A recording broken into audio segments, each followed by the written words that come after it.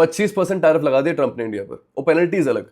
और ये सब अपने क्लासिक अंदाज में ट्रूथ सोशल पे पोस्ट करके। और बोला क्या है, इंडिया रशिया से ऑयल और वेपन खरीदता है, इसलिए 25% टैरिफ के बाद पेनल्टीज भी लगेंगी इनके ऊपर। अब वो कितनी है बताया नहीं है अभी।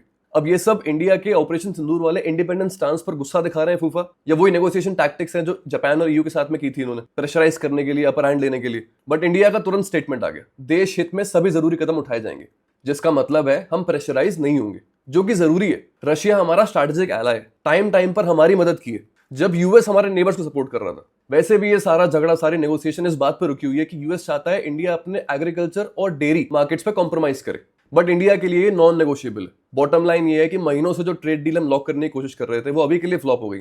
और अब 1 अगस्त से 25% टैरिफ लगने वाला है इंडियन प्रोडक्ट्स पर यूएस में, प्लस पेनल्टीज जो क्या होती है पता नहीं। अब इसका इंपैक्ट एक्सपोर्ट हैवी कंपनीज और सेक्टर्स जैसे textiles, jewellery, pharma, auto parts, इन सब पर इफेक्ट आएगा, क्योंकि कंपीटिंग नेशंस जैसे वियतनाम, फिलीपींस, इंडोनेशिया, इन सब पर टैरिफ लोड हमसे कम है। और पेनल्टीज क्या आती हैं उसके बाद शायद बांग्लादेश जैसी कंट्रीज भी हमसे बेटर हो जाए। मार्केट सेंटिमेंट भी बिगड़ सकता है, क्योंकि इंडिया की जीडीपी का 2.2% यूएस एक्सपोर्ट से आता है। और अगर ये प्ले आउट होता है तो हमारे ग्रोथ नंबर्स पर कुछ ड्रैग आ सकता है। इधर डॉलर स्ट्रांग हो रहा है, रुपी वीक, इससे शॉर्ट टर्म में आईटी को शायद बूस्ट मिल सकता है, बट इस सेंटिमेंट में शायद वो कैंसिल आउट हो जाए। खैर, अब 25 अगस्त को अगला राउंड ऑफ ट्रेड टॉक है, यूएस डेलीगेट्स इंडिया आएंगे इसके लिए। बट सच ये है कि इन टैरिफ्स का बर्डन यूएस सिटीजंस के ऊपर ही आता है। और इलेक्शन से पहले इतनी महंगाई सस्टेनेबल है क्या? मार्केट्स अभी ऑन द टोज होने वाली है इस खबर के बाद। मैं खुद भी समझने की कोशिश ही कर रहा हूं, बट मेरे हिसाब से ये worst case scenario in trade talks का प्ले आउट हो गया।